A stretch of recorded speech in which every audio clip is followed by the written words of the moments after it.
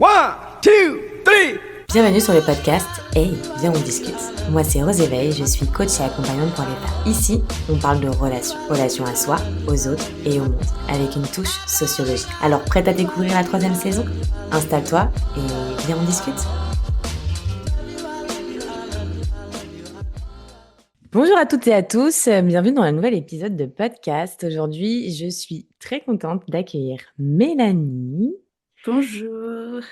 Experte en nouveaux médias, on s'est rencontrés, alors de base sur les réseaux. Je te connaissais, je voyais ton contenu, j'aimais beaucoup ce que tu faisais et comme tu es fan du podcast tout comme moi, c'est vraiment ça qui m'a interpellée et un jour tu as mis une story et tu disais justement que tu allais à ce fameux festival. Il se trouve que j'étais sur Paris à ce moment-là et on s'est rencontrés durant Le cette festival. journée-là. Ouais. Exactement. Et depuis, on papote tout le temps sur les Oui. réseaux. Exactement.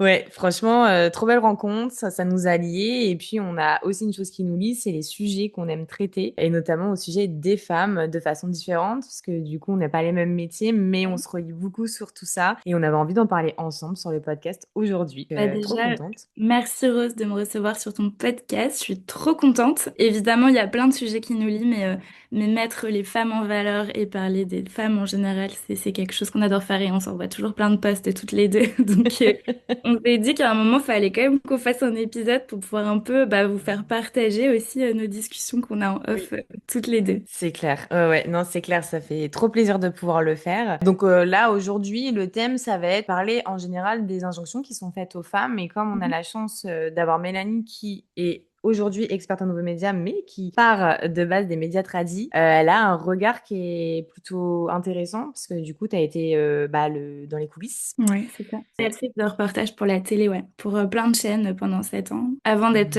journaliste dans le digital. Donc j'ai un peu, je connais un peu les deux côtés, le digital et la télé tradie. Donc je pense avoir en tout cas un regard En tout sur cas, tu as l'expérience qui fait que tu peux en parler. Et ça, c'est trop bien. Parce qu'en fait, il y a plusieurs, en plus, il y a plusieurs regards qu'on peut avoir là-dessus parce que tu as vu comment les femmes peuvent être traitées dans ce milieu. En même temps, tu as vu comment les sujets peuvent être traités et les mots utilisés. Et du coup, ce qui quand fait on a un que c'est média, ouais. perçu. Voilà. Ton expérience en tant que femme, toi. Enfin, voilà. Il y a plein de choses qui peuvent être abordées. Et du coup, c'est trop intéressant que, ouais, ça va vraiment être autour de ça. Injonction faite aux femmes, tout ce qui est le fait comment on est représenté aussi dans les médias, le traitement qui est fait aux femmes, que ce soit avant et même maintenant, parce que finalement, ça reste, hein, il y a quand même encore voilà, des Il y a choses qui toujours sont du pas... taf. Il y a toujours du taf. Ouais, il y a toujours du taf. Et c'est pour ça qu'on est là d'ailleurs, pour faire un petit peu, pour mettre la lumière dessus en fait. Déjà, c'est cool de pouvoir, parce que tout le monde n'est pas au courant. Moi, j'ai la chance de te connaître et d'en parler souvent avec toi, mais tout le monde n'a pas de personne qui a côtoyé les médias de près. Donc, c'est intéressant, je trouve. Et avant de commencer le vif du sujet, ce que je voulais faire, on s'est dit avec Mélanie que ça pouvait être cool de vraiment donner la définition d'injonction. Parce que finalement, on parle souvent d'injonction, surtout dans le domaine du développement personnel, du coaching, etc. Qu'est-ce que c'est une injonction en fait, finalement? Et donc, j'ai pris une définition qui a été faite par une psychologue qui s'appelle Gaëlle Ruttmann et qui nous dit que elle le définit de cette façon-là. Les injonctions sociales sont des attentes qui sont souvent implicites que la société impose à chacun d'entre nous. Donc là, nous, ça va plus être chacune d'entre nous. Donc le sois parfaite, réussis ta vie, sois toujours fort, autant de petites phrases qui semblent être inoffensives mais qui peuvent peser lourdement sur notre bien-être mental et émotionnel. J'ai trouvé qu'elle reprenait bien en fait ce qu'était une Ouais. injonction. Je trouve que Bah, c'est assez...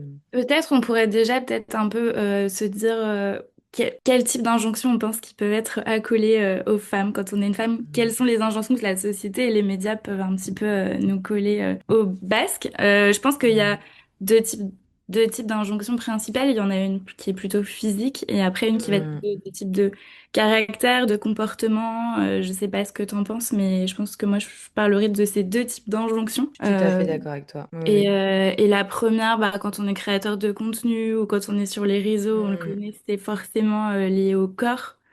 Ça, c'est Mm. quelque chose de, je pense, qu'on vit un peu toutes, dès qu'on vit toutes déjà dans la vie de tous les jours. C'est ça. Mais je pense que c'est quelque chose que moi, j'ai redécouvert encore plus quand j'ai dû passer devant la caméra. Et je pense que toi aussi, Rose, Mm. tu dois connaître ça. Je pense qu'on est né depuis qu'on est toute petite avec un culte de la minceur, de représentation des femmes au corps qui sont toujours plus minces, Hmm. etc. Ce qui fait qu'aujourd'hui, on a potentiellement pas eu de représentation de femmes qui ont des corps, on dire normal, je sais pas si on peut dire Hmm. normal, mais en tout cas une diversité en fait de corps féminins. Ce qui fait Hmm. qu'aujourd'hui, on a, je pense, je connais aucune femme de mon entourage qui n'a pas de complexe ou qui n'a pas été au régime. Ça, c'est un sujet.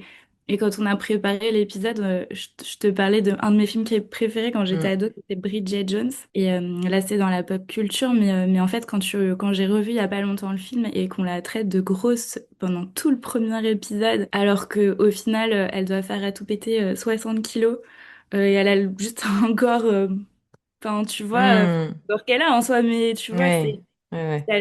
c'est dingue en fait les injonctions et comment on peut avoir un regard super négatif sur le corps des femmes dans ce film-là, alors que c'est un film qui parle d'acceptation de soi quand même au final. Hmm, hmm, hmm. Ouais, ouais, non, mais c'est clair, je suis complètement d'accord avec toi. Et moi, à titre personnel, je crois que mes plus grandes, mes plus gros complexes, ils sont pas tant physiques, ils l'ont été beaucoup, hein, de Mhm. ouf, vraiment. Et je sais pas si j'ai travaillé dessus ou si juste j'ai eu un regard qui a changé de par, je sais pas, mon métier. En fait, je suis partie en Espagne et j'habitais là-bas pendant 6 mois. Et franchement, mon regard sur le corps, tu vois, j'ai commencé à plus mettre de soutifs, j'ai accepté de plus en plus mes cheveux naturels, je me maquillais plus parce que j'en ai pas envie. Par contre, quand j'ai envie, je le fais. Enfin, tu vois, c'est juste, c'était je m'écoutais sur ça. Et Mhm. depuis ça, j'ai une reliance au corps qui s'est faite parce que là-bas, c'est beaucoup plus libéré. Il n'était pas regardé de la même façon. Je sais pas, je trouvais que la mentalité était différente. Et depuis ça, j'ai moins de complexes sur mon corps. Je suis moins regardante là-dessus. J'essaie toujours d'être. Moi, ce qui m'importe, c'est d'être en forme. Donc, du coup, je fais des activités physiques, etc. parce que ça me fait du bien. Et en Mhm. même temps, je travaille mon corps. Et c'est trop cool. Par contre, en termes d'estime de soi, du travail que je produis et de prendre la parole et de m'affirmer sur les sujets et la façon dont je pense, ça a été beaucoup plus difficile. Je le fais maintenant, mais franchement, ça fait longtemps que je pense ce que je pense et que je n'arrive pas à vraiment le dire bah, devant la cam, enfin dans ma com, etc. Et je pense que ça a un lien parce qu'il y a aussi une peur de, tu sais, bah, des mecs là qui vont venir bah, commenter tes posts et Ok. être pas agréable quoi. Et du coup, je pense que c'est un truc de femme dans l'espace public finalement. Ouais, bah, il y a deux choses. Il y a de toute façon, je pense on n'a pas été éduqués. Moi, je parle toujours de représentation parce que je viens des médias, mais en fait, je pense que c'est beaucoup plus facile de se projeter, de se dire, ah, je suis capable de faire ça si on a déjà vu d'autres femmes le faire. Je pense que c'est Hmm, super important. oui. Et je pense qu'on a moins de représentation de femmes qui sont grandes gueules, Hmm, tu vois, qui parlent de sujets. Il y en a, mais il y en a pas assez par rapport, voilà. ouais. Je pourrais te faire un petit point sur la parole des femmes dans les médias, même sur YouTube. Les chiffres, ils sont pas bons. Donc, je pense qu'il y a de ça. Et il y a aussi, évidemment, toutes les vagues de harcèlement qu'on peut voir sur les Ouais. réseaux, sur les créatrices de contenu, sur les streameuses, etc. Voilà, c'est aussi pour ça qu'il y en a peut-être moins. C'est parce que c'est plus difficile de se lancer sur les réseaux quand on est une femme, parce qu'on peut rapidement se prendre des vagues de critiques par des hommes, principalement, Hmm, on peut dire. ouais. Et ça fait peur et on ne sait pas comment réagir, on n'est pas armé Hmm, contre ça. Et c'est sûr que ça peut être un frein. Mais après, moi, j'essaye de me dire que au final, justement, il faut encore plus prendre la parole parce que ces types de comportements, ça sert à nous faire taire. Mais c'est vrai que c'est hmm, pas facile et on n'a pas toutes l'envie de se prendre des insultes ou des commentaires négatifs le matin quand on se réveille. Donc on peut pas c'est non ça. plus se forcer si on n'en a pas envie. Mais c'est Hmm, vrai que c'est des choses auxquelles sont moins exposés les hommes, je pense en tout cas. Et moi qui travaille là-dedans et qui aide aussi les entrepreneurs, les femmes hmm, à ouais. se lancer dans le podcast, je le vois vraiment. Hmm, C'est pas du tout les mêmes peurs qu'on peut retrouver dans une femme quand elle a envie de lancer son podcast. Souvent, elle se sent pas légitime ouais. de d'oser porter la voix. Donc moi, je suis toujours la petite voix qui suis là, mais en disant, mais en fait, enfin, ton avis compte aussi autant que tout le monde, et Ouais. c'est ça la magie du podcast. Mais c'est vrai que souvent, c'est ce que je retrouve avec les femmes que j'accompagne, c'est elles osent Ouais. pas. Et, Ouais, et puis ce que tu as raconté est intéressant aussi, parce que ça, je l'ai vu aussi beaucoup qui disaient, bah ouais, mais j'ai peur que ce que je dise soit nul ou pas intéressant et que les gens aient pas envie de m'écouter. Parce que, encore une fois, et c'est le sujet aussi qu'on veut traiter dans le podcast, c'est qu'il n'y a pas de représentativité. À partir du moment où du coup tu en as moins, bah forcément ça engraine moins à faire, alors que je pense que les hommes, du fait que bah, de fait ils sont plus dans ces postes-là, bah, ils se posent Mhm. moins la question. Enfin, il y en a, le syndrome de l'imposteur, ils devraient même l'avoir parce que franchement, ils font des trucs, voilà, mais ils se posent même pas la question et ça Bah, passe je lis crème. en ce moment un livre qui est super intéressant qui s'appelle Femme journaliste, qui a été écrit par Mhm. Claire Lemaître et Pauline Renaud. C'est assez intéressant. Et justement, dedans, elle recueille, je crois que c'est une trentaine, tu sais, de portraits de femmes journalistes. Et le sujet, c'est vraiment de se dire que c'est plus difficile d'être journaliste quand on est une femme, et pourtant il y a encore plein de femmes qui veulent être journalistes. Mhm. Et elles étudient pourquoi. Pourquoi, en fait, est-ce que le jeu en vaut un peu la chandelle? Et Mhm. dans le livre, justement, elle parle du fait que à la télé et à la radio, il y a souvent certains clichés un peu qui sont perpétués dans Ouais. ces médias-là. Et les femmes, elles peuvent être souvent reléguées au rôle de potiche ou de faire-valoir par rapport à leurs homologues. Ah ouais. Ça, on le voit souvent. Et elle cite une étude de l'ARCOM, tu vois, au niveau des représentations des Mhm. femmes, je crois que c'est entre 2016 et 2023. En Ok. fait, elles disent que le nombre en plateau des femmes a augmenté par rapport à avant, Mhm. mais en fait, elles sont plus souvent présentatrices que chroniqueuses ou journalistes. Et donc, il y a encore du boulot à faire. Mhm. Et que, en fait, le temps de parole des femmes, en général, sur ces plateaux, elle est d'environ 34%, tu vois, en 2023. Donc, ça montre que, voilà, il y a Ouais. encore du boulot, quoi.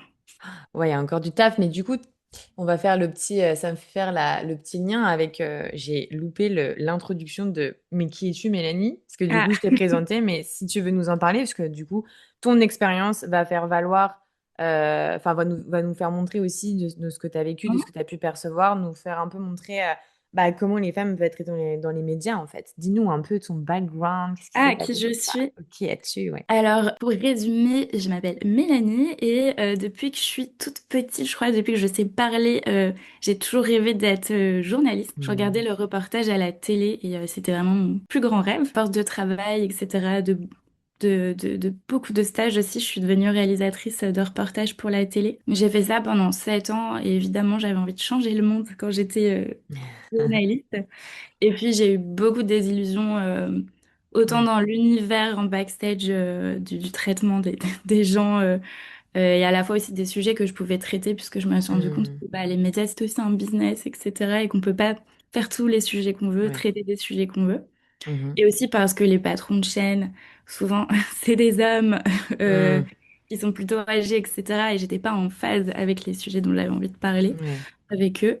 Et donc, je me suis lancée, bah, j'ai fait un burn-out. Et depuis 3 ans, je me suis lancée dans le digital où maintenant, bah, j'accompagne pas mal d'entreprises et d'entrepreneurs pour lancer leur podcast, se lancer dans la vidéo. Et j'ai lancé mon propre podcast qui s'appelle Mhm. Je te le dis en off. Que je vous Et conseille d'ailleurs, parce que moi j'adore tes épisodes, c'est trop intéressant. Les invités que tu reçois, ça vous permet de mêler vos expériences et on Mhm. retrouve quand même beaucoup de similitudes dans parfois, notamment une qui s'est lancée, elle était aussi comme toi avant, Justine? ouais, je crois que c'était Justine et bah voilà, vous avez eu quand même des similarités dans bah, la charge de travail, le fait que vous avez même pas enfin vous avez plus de vie personnelle et que bah le Mhm. burn-out était clairement l'issue, enfin aussi, on va peut-être pas dire logique, mais en vrai un peu quoi. Enfin, qu'au bout d'un moment en fait t'en peux plus et en plus bah vous aviez tellement de choses à apporter que ça vous bridait en fait finalement Mhm. dans ce que vous vouliez amener dans ce métier-là et c'est trop Exactement. intéressant. Ouais, Donc ouais, je pense que tu parles de Justine Rex, qui est une ouais. journaliste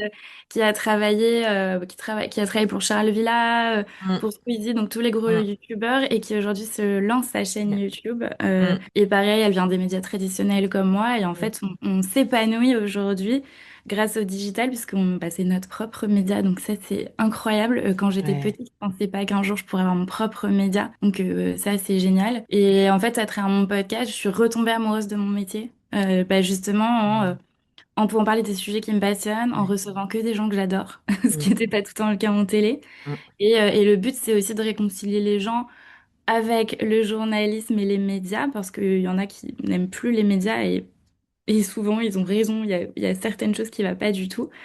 qui ne vont pas du tout, et en fait de parler un peu des coulisses de la création de contenu, du journalisme, Ouais. comment on fabrique de l'info, pour un peu savoir Mhm. comment nous on peut consommer les médias aussi. Et je parle beaucoup de représentation justement du handicap, des femmes, etc. Parce que plus on voit de diversité dans les médias, et puis je pense que plus les gens seront tolérants, il y aura plus d'amour, parce qu'en ce moment on a Ouais. besoin d'amour, je pense. Oui, je pense. Ouais.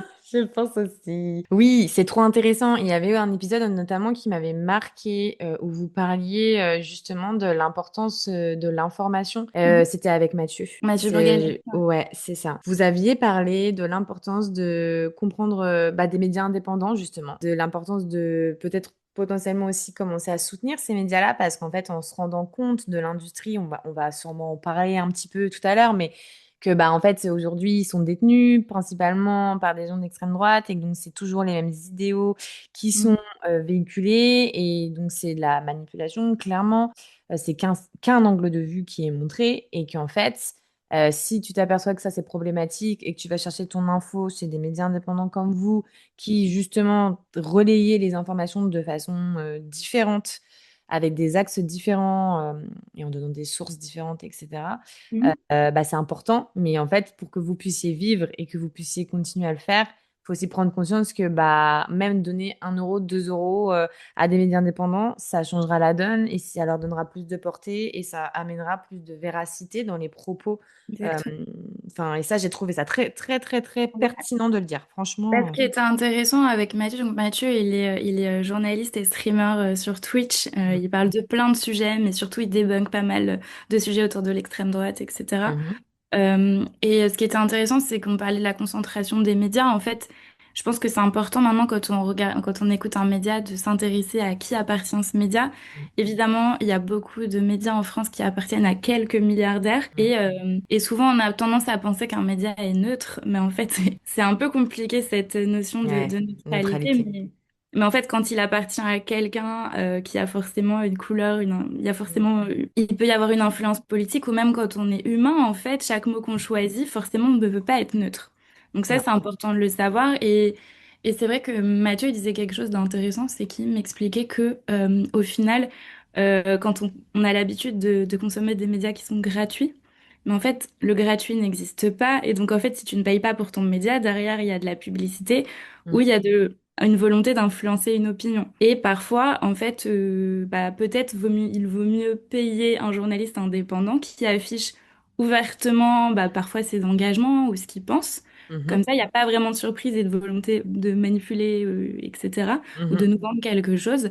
Et je trouvais que c'était un point de vue intéressant, et c'est pour ça qu'aujourd'hui, il y a de plus en plus de journalistes qui lancent leurs propres médias indépendants Mm. parce qu'ils ont envie un petit peu de se libérer de tout ça. C'est génial et on en a besoin, c'est super important. 1, 2, 3.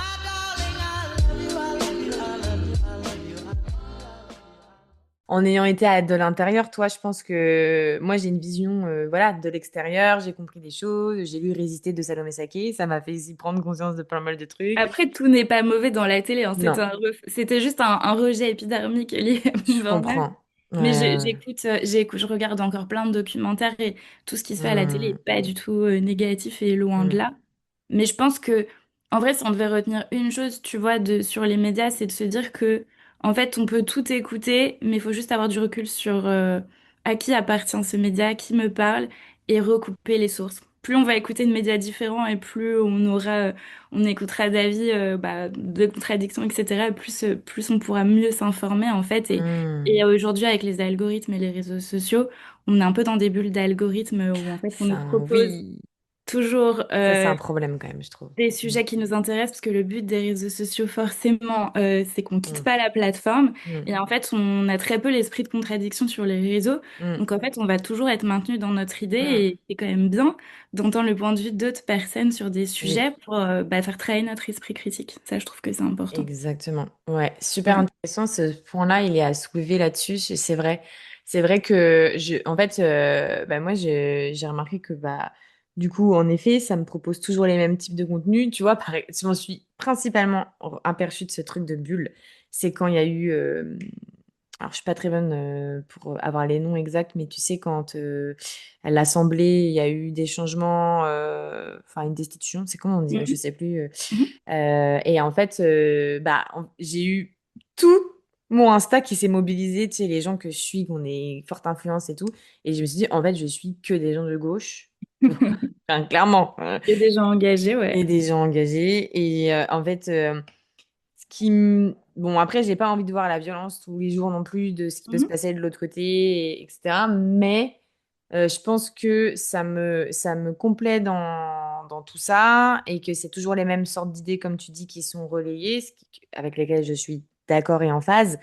Mais en même temps, je suis pas sûre qu'en effet, pour l'esprit critique, pour avoir pour travailler son libre arbitre aussi, de penser d'une Mhm. certaine façon et d'avoir sa propre analyse de la chose, bah, ça nous aide pas forcément, en fait, finalement. Je pense que c'est pas vertueux pour nous.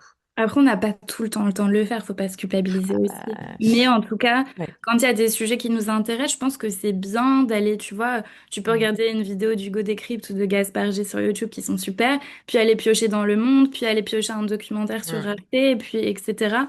mm, Pour voir un peu, tu vois, plein de formats, aller mm, écouter un podcast, tu vois. Là, pour préparer aujourd'hui l'épisode, j'ai été écouter des podcasts. mm, Donc, je pense que multiplier les formats, les médias, etc., ça mm. permet de t'enrichir en fait ta façon de C'est ça. penser et entendre des points de vue qui sont différents et qui sont pas forcément. Enfin, tu vois, il y a pas forcément une personne qui a raison ou une autre. Enfin, tu vois, Mhm. quand c'est des débats, par exemple, c'est bien d'entendre les points de vue d'un peu tout le monde, je pense Oui. aussi, Mm, pour développer son sens critique. Et je pense que c'est pareil pour les représentations. C'est important aussi de mm. travailler son algo pour ne pas Ouais. être enfermé, tu vois, avec toujours les mêmes types de contenus, etc., quoi. Parce que sur les réseaux sociaux, il y a plein de contenus qui peuvent être, tu vois, pas très healthy, comme, je sais pas si tu as vu passer tout ce qui était skinny talk, Mm. etc. Toutes ces tendances pour les femmes d'être ultra maigres sur les réseaux, etc. Donc c'est pas tout le temps Ah, c'est super. trigger quand même, hein. Moi, je l'ai pas vu passer, je l'ai entendu. J'en ai entendu parler. Je l'ai pas vu passer, mais je me suis dit, ah ouais, tiens, c'est quand même, enfin, c'est alarmant parce que, en plus, ça s'adressait quand même à une génération un peu plus jeune qui, pour le coup, on pourrait penser qu'on est plus avant-gardiste sur des choses. Et en fait, ça nous rattrape toujours, quoi. Ce truc, de maigreur, de filiforme, alors qu'un corps, et c'est intéressant ce que tu dis sur le fait de travailler son algorithme. Ça, c'est un tips en vrai qu'on peut Mhm. donner. Parce que tout le monde n'y pense pas. Mais finalement, enlever tous les comptes qui te font culpabiliser d'être comme tu es aujourd'hui et qui font que potentiellement, c'est pas que tu t'aimes pas, mais que c'est ce miroir qu'on t'envoie qui n'est pas un miroir universel, mais d'Instagram, bah, fait que tu n'arrives pas à t'aimer comme tu es, Ouais, bah, c'est essayer de faire un tri là-dessus. Je pense que ça peut vraiment changer la donne. Tu l'as fait, ça. toi? Bah moi, en fait, je me suis mise à suivre aussi plein de femmes qui me ressemblaient, tu vois, qui avaient... Parce que je me disais, mais en fait, je suis tout le temps en train d'essayer d'atteindre un objectif, mais en fait, c'est pas mon corps, tu vois, j'arriverai Ouais. jamais à ressembler à ça. Et en fait, je me suis dit, bah l'acceptation, ça part aussi du fait de d'aller suivre, tu vois, des femmes qui sont un peu plus size ou qui Hmm, m'habituent à avoir plein de diversité aussi, c'est pour pas ça. avoir l'impression qu'en fait, toutes les femmes font du 36 quoi, parce que c'est pas la vérité. C'est En pas vrai. vrai. Hmm, Il y a, là, quand, je crois que la dernière étude sur à peu près les mensurations de la femme moyenne en France, la majorité, je crois que c'est 36-37%, elles sont entre 40 et 42, tu vois. Donc, enfin, hmm. mais sauf que quand tu regardes les réseaux, t'as l'impression que c'est pas du tout le cas. Ouais, Donc, t'as l'impression que c'est pas un cas. Et puis, t'as aussi ce truc que dans tout ce qui est coaching, etc., t'as beaucoup cette croyance que bah, il te suffit de faire du sport tous les jours, de manger super healthy, etc. Donc, déjà, ça te culpabilise parce que quand tu te tapes un McDo un soir, parce que c'était ta carotte de la journée pour travailler et que t'es trop contente de manger devant ta série et que voilà, enfin, ça te fait culpabiliser alors qu'en fait, vraiment, enfin, les corps ne sont pas du tout pareils. Moi, je peux manger comme Kat, tu vois, et je prends pas vraiment beaucoup de kilos. Et en vrai, ça a été un problème pendant longtemps pour moi parce que j'arrivais pas à grossir. Donc là, ça va, j'ai réussi un petit peu retrouver mon poids. Mais quand tu fais 49-50 kilos et que tu sais vraiment pas comment grossir, c'est aussi un problème et que j'arrivais même pas à en parler parce que quand j'en parle, il y a les gens ils me disent, mais de quoi tu te plains, meuf? T'es sérieuse? Parce que j'ai le corps qui passe un peu au niveau standard, mais c'est pas pour autant que je me sens bien dans mon corps. Non, Toi, comme il toi. y a toujours une vidéo qui va te complexer sur les réseaux, Bien qui va te dire que sûr. t'es pas la meilleure version de toi-même, Ouais, etc. voilà, Donc, c'est ça. Donc il y a tous donc, ces messages aussi, notamment ouais, digital d'ailleurs, parce qu'on parle, je voulais, on a abordé le tradi. On va donner des exemples aussi qui nous ont choqués. On en a parlé en off justement avec Mélanie, des exemples qu'on a vus sur Insta qui nous ont choqués. Mais dans tout ce qui est digital, je trouve qu'il y a ça aussi. C'est tous ces messages que tu peux te créer une nouvelle apparence si tu en as envie, etc. Qui est pas du tout dans l'acceptation de soi, mais du coup, comme tu dis, la meilleure version de soi-même et tout, que moi, je dénonce un peu justement, parce que vu que je suis dans le métier, je me permets de le dénoncer parce que c'est pas du tout ma philosophie et que se réapproprier soi, c'est aussi une forme de transformation parce que tu enlèves tous les trucs que tu t'es mis dans la tête et qu'on t'a toujours montré depuis toujours, qui sont du coup des injonctions. ouais. Et c'est ce qui fait que tu te sens mieux avec toi-même, quoi. Enfin, vraiment. Mais je pense que moi, tu vois, je suis toujours dans un espèce de combat un peu avec moi-même où je me dis que moi, j'ai envie de voir plus de transparence sur les réseaux et Mm, j'en ai marre de voir, mais que ce soit physique ou même, tu vois, d'entendre des entrepreneurs qui disent toujours, moi, je gagne tant, je gagne tant, je gagne tant. Et mm, moi, j'aime bien partager aussi les moments où je galère, où c'est dur. Donc, mm, je trouve que quand on a plus d'authenticité aussi, ça montre aux mm, gens, mais ok, enfin, on a tous des galères, on a tous des mm, jours où on pleure.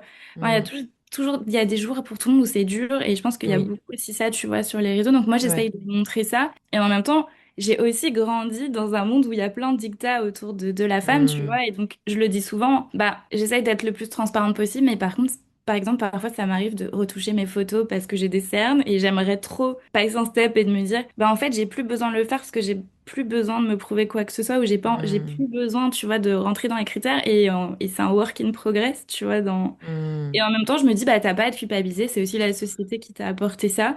Et quand, comme tu le dis et que tu l'assumes, au final, ben, ça aide Ouais, aussi les femmes à se dire, bah, de ouf. oui, oui, parfois j'efface mes cernes parce que j'ai une sale tête et bah, j'ai pas envie de voir ça sur les réseaux.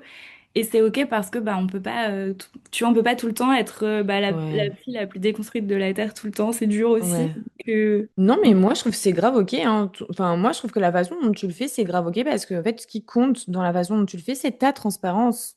Tu vois, tu retouches tes photos parce que tu n'es pas ok avec la façon dont tu te vois l'image de toi parce que c'est quand même, enfin, voilà, c'est sur les réseaux. Donc, ça veut dire que, voilà, c'est relayé, plusieurs personnes vont le voir.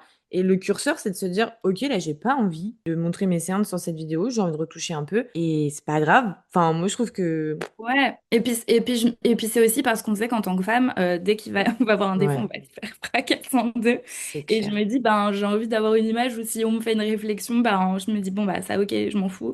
Mais il y Mm, a des fois, quand on va aller toucher le petit truc qui te complexe du matin, ouais, t'as pas trop envie de prendre, tu vois, mm, une réflexion. Donc, ouais, je pense que toi, c'est pareil dans tes accompagnements. Je pense que c'est aussi quelque chose que, tu vois, ce que tu as mm, envie de montrer sur les réseaux aussi, c'est d'arrêter ce culte de on est parfait, faut toujours mm. être, tu vois, de bonne humeur, trop belle, etc. Et je Oui, pense c'est que clair.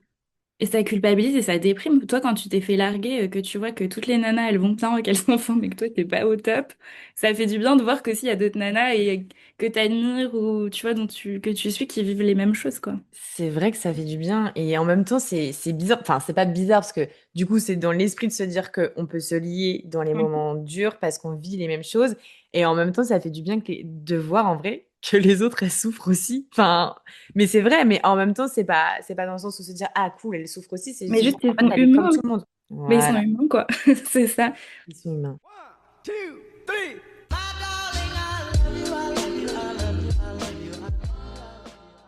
Et tu sais, j'ai un peu de sujet, mais ça me fait penser, je pensais aux médias et comment on traite les femmes.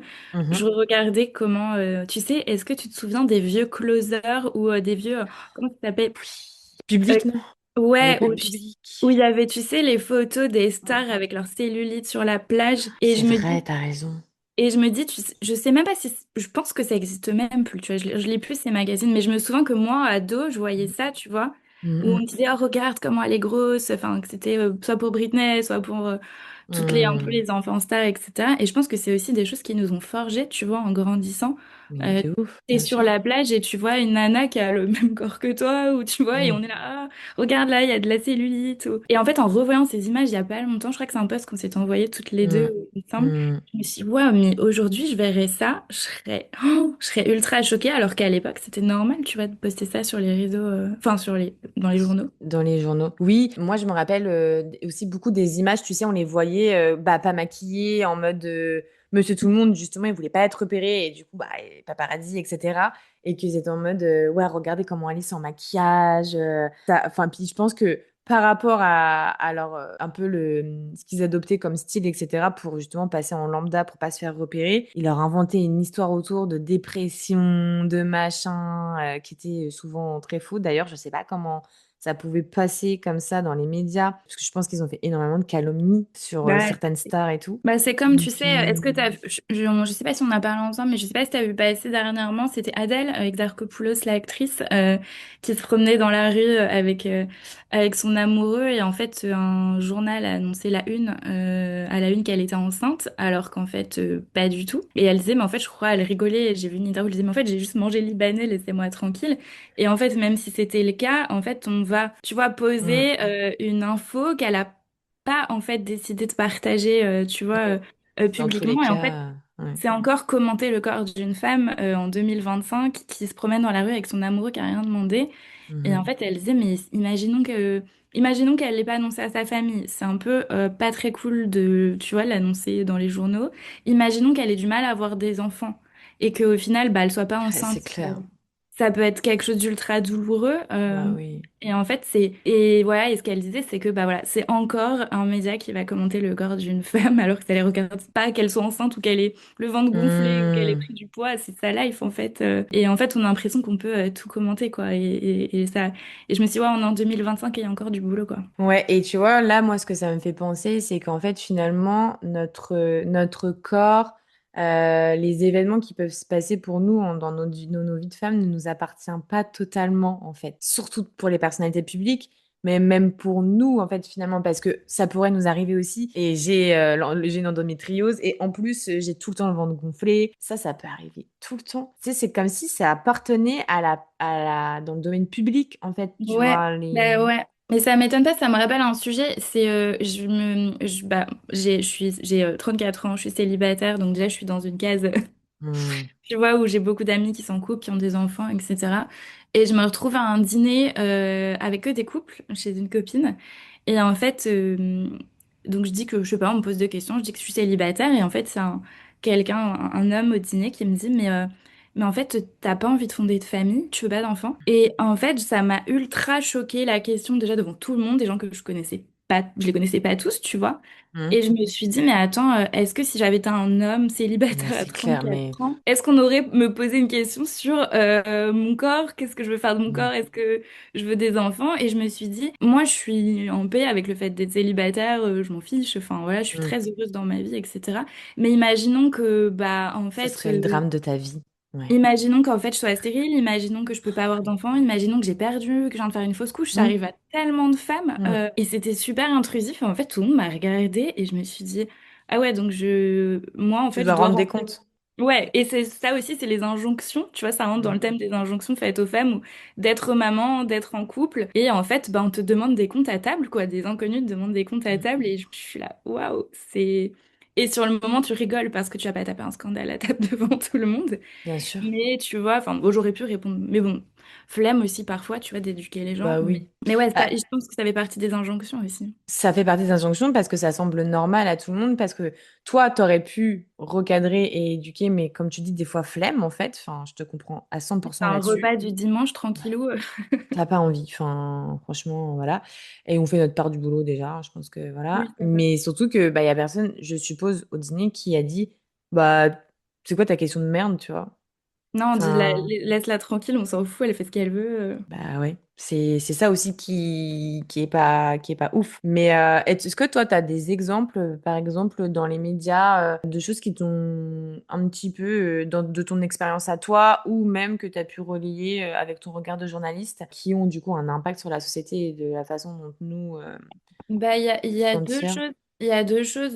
Il y a quelque chose que j'avais pas forcément. C'est un truc plus perso, mais que j'avais pas forcément remarqué et que j'ai remarqué en lançant mon podcast, c'est que je me suis rendu compte que je m'étais. Moi, je suis quelqu'un de très féminine de base. J'adore mettre des robes, des talons, me maquiller. J'adore ça. C'est, enfin, la mode, j'adore. Et je me suis rendu compte que quand j'ai commencé à devenir réalisatrice et tout dans les boîtes de prod, etc., j'ai commencé à effacer mon côté féminin et en fait à un peu cacher tout ce côté de moi et tu vois, à moins mettre un talon, à me mettre plutôt en pantalon, à mettre des vestes de blazer pour avoir Mm. l'air plus sérieuse parce que Ah oui. il y a quand même des préjugés sur les femmes quand t'es blonde. Moi, je suis blonde, j'ai des formes, Mm. etc. Mm.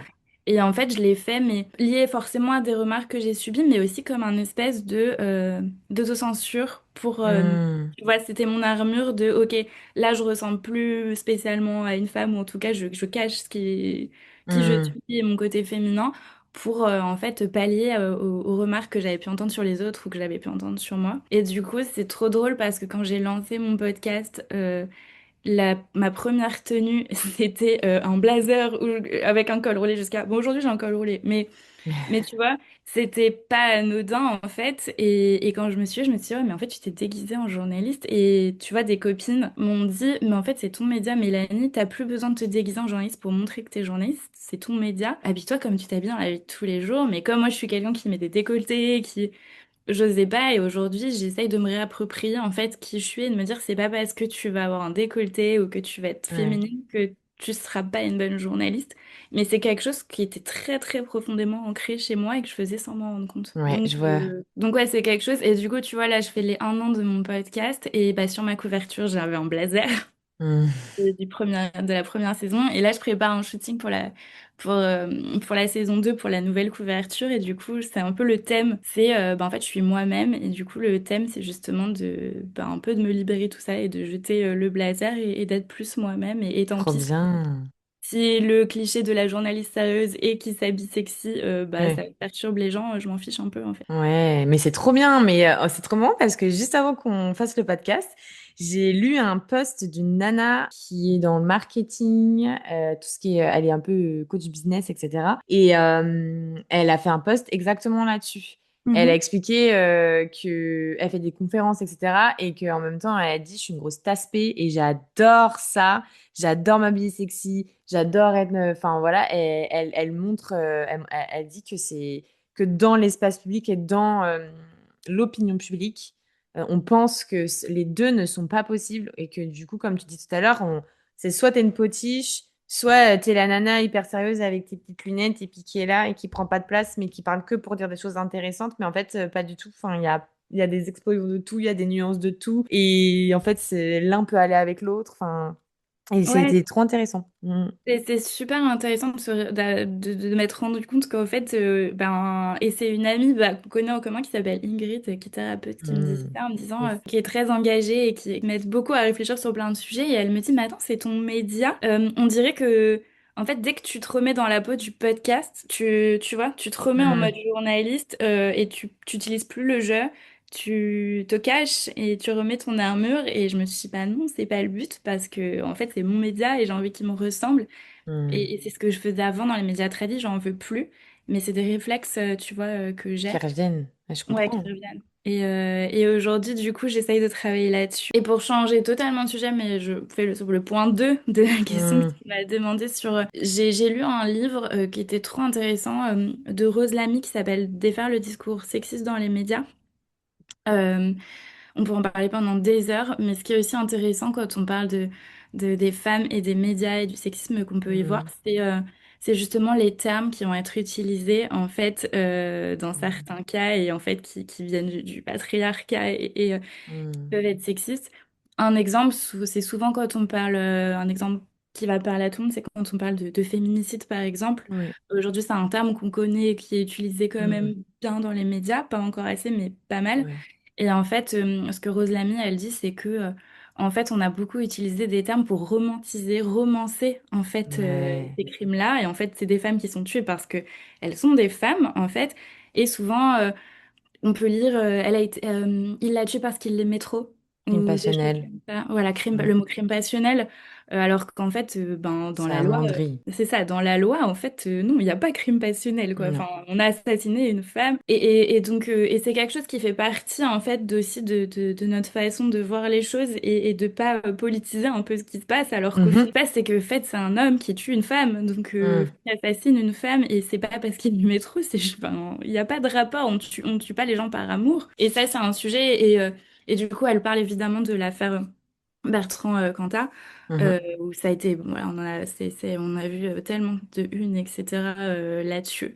Et c'est super intéressant et je conseille vraiment ce livre que j'ai trouvé fascinant et parce que moi, je m'en étais pas rendu compte, tu vois, en étant journaliste et j'ai écouté des interviews d'elle où elle disait, ben, je parle de beaucoup de médias et je fais un peu la critique de plein de médias et finalement, ce livre a pas été si mal reçu que ça par les rédacs, parce qu'en fait, parfois, quand on est journaliste, on est aussi victime de la société, du patriarcat, Bien et sûr. on s'en rend pas compte.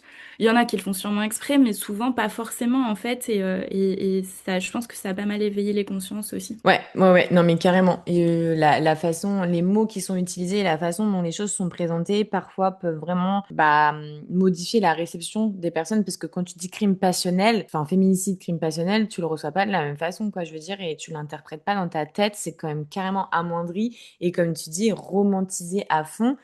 Et ça me fait penser du coup au livre, c'est Chloé Thibault, je crois, Désirer la violence. Ça Mhm. part de là en fait. Les scènes où t'as des baisers forcés, où elles les tiennent violemment. Enfin, il n'y a pas de consentement dans rien en fait. Et ça, en fait, c'est bête, hein, mais ça part de là. Hein. Ça Ouais, va comme si notre jusqu'à. représentation de l'amour devait y avoir de la violence, en Ouais, fait, c'est ça. alors que pas du tout. Pas du Enfin, tout. mais en fait, c'est les contes. Et tu vois, c'est les histoires avec lesquelles on a grandi, les Ouais, représentations. On revient toujours aux mots représentations, représentation. mais Ah oui, c'est non pour mais. ça qu'en fait, on parle de médias aujourd'hui, mais ça parle de la société. Mais c'est les médias aussi qui nous construisent une image dans notre tête. Donc, Hmm. c'est ça qui est intéressant. Et aussi, tu vois, il y a l'autre versant de comment tu vas raconter, comment tu vas titrer. Et il y a aussi, après, la responsabilisation des victimes aussi. Tu vois, parfois, on rend un peu responsable parfois Ouais. les victimes. Donc, tu vois, par exemple, j'avais relevé un titre qu'elle avait relevé dedans où, tu vois, ça parle de violences sexuelles dans le judo, et le titre, c'était Les témoignages de violences sexuelles qui fragilisent le judo français. Mais en fait, c'est pas les témoignages qui fragilisent le judo, tu vois, c'est les violences sexuelles. Le problème, c'est les violences Ouais. sexuelles, c'est pas le problème des gens qui témoignent, tu vois. Ouais. Et donc, ce genre de choses-là, c'est grave, et je pense que il faut faire attention quand on est journaliste et enfin, tu vois, on est responsable. Et Hmm. moi, c'est un truc que j'essaye de tout le temps dire dans mon podcast, c'est que dans les médias tradis, il y a un peu plus de gens qui vont être là pour checker ce que tu dis, mais tu vois, ces choses-là, personne s'en rendait forcément compte, en Hmm. tout cas. Mais alors, dans le digital, tu vois, nous, quand on fait du podcast sur YouTube, etc., c'est encore plus difficile parce qu'il y a personne qui va Qui cadre, légiférer, qui. Ouais. qui va cadrer ce qu'on dit. Hmm. Et pour moi, quand on est créateur de contenu, on est aussi passeur d'infos, on partage, et c'est trop important en fait de faire attention à ce qu'on dit, des mots qu'on utilise. Alors on n'est pas parfait, moi je dois dire des bêtises, mais en fait tu peux aussi faire des mea culpa. Enfin, je trouve que ça te rend encore Hmm. plus crédible quand tu fais de la création, quand tu es journaliste, de dire bah là je me suis trompée, ça arrive, c'est humain, Hmm. et on peut pas être parfait, mais je pense qu'on a de la déresponsabilité là-dedans aussi, quoi. Ah ouais, non mais carrément, oui, mais c'est clair, vous avez une responsabilité, mais même moi dans ce que je dis, parce que parfois je vais quand même toucher des sujets qui sont assez sensibles pour certaines femmes, donc j'essaie de faire très attention et de pas traiter de sujets pour lesquels je suis pas compétente, puisque tu vois, il y a des trucs qui relèvent vraiment de la psychologie pure et je ne suis pas formée pour. Et ça c'est pareil, il y a une frontière très fine que certains dépassent malheureusement, sans formation, sans outils, et c'est là que ça peut être dangereux. Mais tout ça pour venir sur le fait que, en fait, il y a une responsabilité des deux côtés. Et il y a une responsabilité aujourd'hui, si vous en avez envie, d'avoir cette conscience de se dire que, OK, ce qu'on a aujourd'hui dans les médias traditionnels, et pas que, parce que tu as des médias pas tradis, même digitaux, qui peuvent être problématiques dans ce qu'ils disent et qui sont pas sourcés. Et ça fait prendre conscience de te dire, ah ouais, OK, donc tout est une histoire de source aussi, tout est une histoire d'interprétation, tout est une histoire de. C'est Et aussi ça après, qu'on veut dire. Et après, c'est OK de se tromper. Enfin, je veux dire, Bien tous les sûr. journalistes sont pas parfaits, mais je pense qu'après, tu peux dire, bon, bah là, je me suis trompée Ouais. et c'est OK, tu vois. Mais je pense qu'on a quand même une part de responsabilité et c'est important Hmm. en tout cas, d'être. En fait, je pense que si t'es déjà vrai dans ta démarche, que quand tu fais du contenu et que tu essaies d'être authentique et que tu fais de ton mieux, c'est déjà super. C'est déjà bien. On voit pas ça partout et c'est pareil, bah toi quand tu consommes un média, c'est Mm. important de se dire ben peut-être qu'il va il va avoir tu vois une idée derrière la tête parce que pour tu vois et c'est pour ça qu'il va me raconter ça, qu'est-ce qu'il veut que je pense après ce contenu ou de se dire ben il est pas parfait et peut-être qu'il a des bonnes intentions mais peut-être qu'il s'est trompé donc viens je regarde une autre vidéo de quelqu'un Mm. d'autre, viens je vais lire un article de Libé, du Monde, etc. pour checker et puis pour avoir d'autres points de vue et ça Mm. et je pense qu'on a tous notre part de responsabilité que ça soit médias ou les gens qui écoutent ou qui lisent Qui les médias. consomment, bah oui. La conclusion, c'est aussi un peu que bah, c'est pas, ça n'a pas été le travail qui a été fait en fait autour des femmes, autour de ce qu'elles vivent. Il n'y a pas eu vraiment d'études, d'essayer de comprendre pour adapter les contenus et pour véhiculer des messages qui sont assez véridiques sur la vie des femmes, sur leur corps, sur plein de choses en fait de leur vie. On aimerait que ça change et ça commence à changer grâce à vous qui êtes indépendants, qui abordaient des sujets et qui les traitaient d'une façon, bon, moi j'ai envie de dire plus juste parce que je suis très, voilà, partante pour tous ces En tout cas, sujets-là. transparent, tu vois. Au final, c'est aussi Voilà. ça que ça m'a Ok. appris, c'est que moi, au moins, j'affiche les sujets que j'ai envie de porter, Hmm. j'affiche mes sensibilités et je vais pas le cacher derrière une apparente neutralité et d'avoir quelqu'un derrière qui me paye pour parler d'un sujet ou Hmm. etc., choisir tel sujet. Au moins, moi, tu sais ce que je pense, tu connais ma Hmm. sensibilité, et tu m'écoutes ou tu m'écoutes pas, mais en tout cas, c'est assumé. Et je pense qu'il y a Hmm. encore même, tu vois, du taf dans le digital. Là, aujourd'hui, j'ai écouté une vidéo d'une YouTubeuse, je crois, qui s'appelle Lapin, et qui avait fait une vidéo il y a un an sur la représentation des femmes sur YouTube. Ça s'appelait Où sont les femmes sur YouTube? Il y a Mhm. très peu d'études, encore pas beaucoup, qui ont été faites là-dessus. Et je crois dans son étude, elle disait que fin 2023, sur les 230 plus grosses chaînes de YouTube France, il y avait seulement 18% de chaînes qui étaient tenues par des femmes ou qui avaient des femmes à l'image. Donc je pense que ça passe aussi par là, tu vois. Et alors que en termes de gens qui consomment YouTube, tu vois, t'as à peu près 50-50, à peu près, tu vois, femmes. Hmm. Ça veut pas dire qu'il y a 18% de créatrices, mais ça veut dire qu'au moins il y a que 18% dans le top 230 en France, tu vois, fin 2023. Et donc Hmm. bah, là, on est à fond dans la représentation et pourquoi il y a encore du taf à faire et qu'il y a plein de sujets peut-être qui sont pas encore abordés ou pas Ah assez ouais. sur, par exemple, le YouTube game, bah voilà, il y a encore du taf. Yes, yes. Et puis moi, en termes d'exemple, pour finir, j'avais vu aussi, je sais pas si tu l'as vu, une interview de Enora Malagré par Shera. C'était trop intéressant aussi parce que elle en parle en fait de comment ça peut être violent, le monde de la télé, qu'elle s'est rendue compte en fait après qu'elle a fait des choses. Bah, d'ailleurs, Shera, elle avait fait des émissions, moi je savais même pas. Oui, Genre, moi non elle plus, je ne aussi, je connais pas. savais pas du tout. Elles sont Et enfin, rencontrées sur TPMP, je crois. voilà Mhm. et qu'elle les avait fait danser, genre bouger leurs fesses et tout, et qu'elles ont parlé ensemble, elles se sont dit, on était complètement on était instrumentalisés, quoi. Mhm. Et en fait, sur le coup, on était en mode, ok, vas-y, parce qu'on pensait qu'on s'était à ça conserver, en fait. Et que dans tous les cas, c'était comme ça que ça devait se faire. Et même que Chéra, elle avait dit que direct quand elle a fait la première émission, elle s'est lissé les cheveux. Alors, encore ce truc de pas prendre trop de place et d'être lisse, en fait, de pas Et de, être soi. et de ressembler à ce qu'elle pensait, à quoi elle pensait elle devait ressembler à ce type de personne, parce Mm. que à cette époque, bah, je pense que Ouais, et c'était pas trop. tu saurais en parler mieux que moi, mais enfin, tu vois, c'était un peu le stéréotype, les cheveux un peu, on Ouais. assumait moins toutes les natures de cheveux, Mm, etc. Les cheveux texturés, on les voyait moins, tu vois, dans les médias. mm, Aujourd'hui, ça commence à apparaître et tout ça, mais avant, mm. c'était pas le cas. Donc elle pensait que ben, pour correspondre au look, ou peut-être qu'on Ouais, lui avait soufflé dans l'oreille, je me souviens plus dans l'épisode, mais en tout cas, ouais, c'est assez fou. Tu vois, c'est encore un truc des injonctions. ouais, ça c'est des Maintenant, injonctions. Ouais. mais après, ce qui est intéressant, tu vois, moi, ce que j'adore, c'est qu'on peut tous faire des erreurs. Et ce que j'adore dans cet épisode, c'est qu'Enora, en fait, elle dit, bah voilà, j'ai arrêté et j'ai des trucs que, ben, c'était pas OK. Et en fait, elle assume et Ouais. elle fait un peu son mea culpa. Et moi, je trouve ça génial parce que, en fait, on n'est pas tous parfaits et parfois, on arrive à combattre un peu les injonctions et parfois, en fait, ben, on rentre dans le rôle qu'on nous a attribué en tant que Bah femme oui. et on n'arrive pas, on s'en rend pas compte, on n'arrive pas à le combattre. Mm, C'est ok, tu vois, enfin, on mm, peut pas être parfaite et moi je trouve ça bien justement qu'après elle puisse dire bah là c'était pas ouf et qu'elle arrive mm. et au final elle a quand même réussi à dire non et à se sortir de ça au bon moment je pense mais Je pense très honnêtement que parfois c'est ce genre de témoignages qui ont énormément de poids parce que du coup, avec un regard et du coup, bah ouais, du recul, elles arrivent à dire, bah, je me suis fait avoir par le système, j'ai été prise dans le système, et aujourd'hui, j'ai un regard qui fait que je me rends compte que ça, c'était pas normal, ça, c'était pas normal, voilà comment je l'ai vécu, voilà comment j'ai fait pour m'en sortir. Bah, c'est trop bien d'avoir des gens qui puissent en parler parce que ça veut dire que c'est possible, ça veut dire que ça existe. Ça veut dire, enfin, voilà. Et ouais, moi, j'ai kiffé cet épisode parce que très transparent. Encore une Il fois, était on très pense à la même vrai. chose. Ouais. Transparent, de ouf. Il était Donc, très vrai et moi ça m'arrive aussi sur les réseaux quand je raconte un peu tu vois mon histoire dans les médias tradis mm, etc. Tu vois, d'avoir des femmes journalistes qui m'écrivent en disant, oh là là, ça me rappelle mon histoire. Et moi oui, aussi, j'ai envie de me lancer, tu vois, maintenant dans le digital. Et ça fait super peur parce que on réécrit notre métier. Enfin, moi, j'ai l'impression aussi d'inventer mon métier en le faisant. Enfin, pas que moi, hein, toutes les femmes et tous ceux qui sont dans le digital, mais il y a encore plein de choses à explorer. Donc, ça fait un peu flipper, même comment se rémunérer, etc.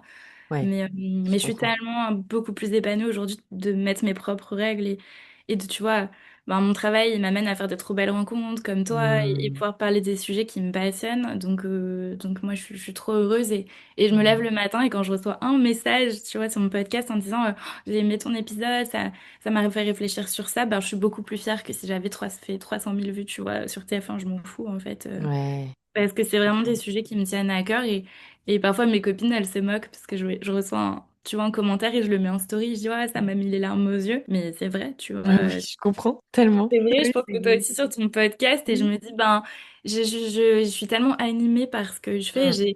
et je me dis bah si j'ai été utile pour une personne et ben c'est ça refait ma journée quoi, ça vaut les soirs où je suis toute seule à faire du montage Ah ou, ouais.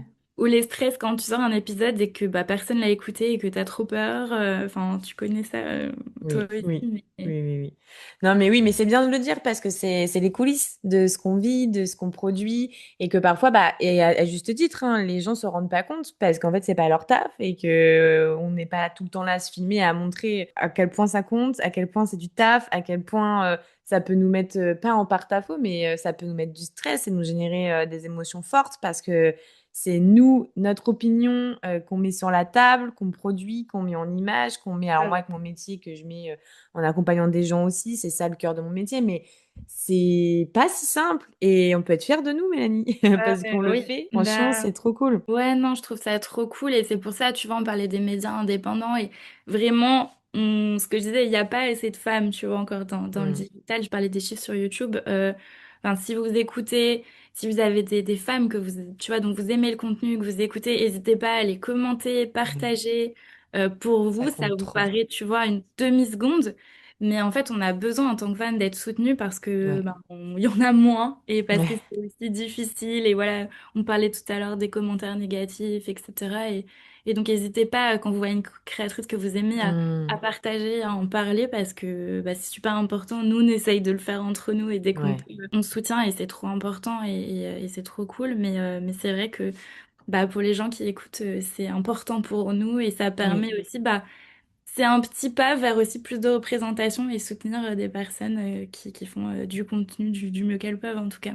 C'est ça, ouais, ouais. Et puis ça, c'est notre carburant aussi, hein. Les retours qu'on a, ça nous booste. On se dit, ah, C'est ça ça. va, c'est entendu et ça, voilà, ça fait bouger les choses, donc c'est cool. Et pour faire la petite transition vers la fin, où est-ce qu'on peut te retrouver, Mélanie? Dis-nous tout. Alors, on peut me retrouver ben, soit pour écouter mon podcast qui s'appelle Je te le dis en off, qui est dispo sur toutes les plateformes, donc vous pouvez Mhm. pas vous tromper, plus sur YouTube, et sinon sur mes réseaux, sur Instagram ou LinkedIn, mais surtout Instagram, vous pouvez me retrouver sur mélanie.nouveaumédia au pluriel, nouveau média avec un X et média avec un S à la fin. Voilà. Nickel. Je mettrai tout en description de toute façon pour qu'ils puissent te retrouver facilement. Merci beaucoup, Mélanie. On aurait pu parler vraiment des heures sur tout ça. C'est trop intéressant. On a plein d'exemples, d'expériences, voilà, c'est trop bien et je suis trop contente d'en avoir parlé avec toi Moi aujourd'hui. aussi. Et n'hésitez pas à mettre en commentaire si vous pensez justement un peu à des choses que vous avez vues dans les médias, si Mm, les exemples qu'on vous a donnés, ça vous fait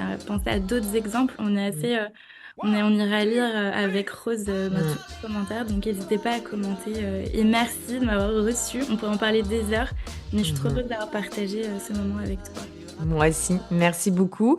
On vous embrasse et puis comme on a dit, le soutien, si vous avez envie de partager cet épisode, vous avez envie de le commenter, vous abonner au podcast, allez-y, let's go, parce que nous, ça nous fait vraiment beaucoup de bien et ça nous soutient beaucoup. On vous embrasse très fort et on vous dit à bientôt. À bientôt.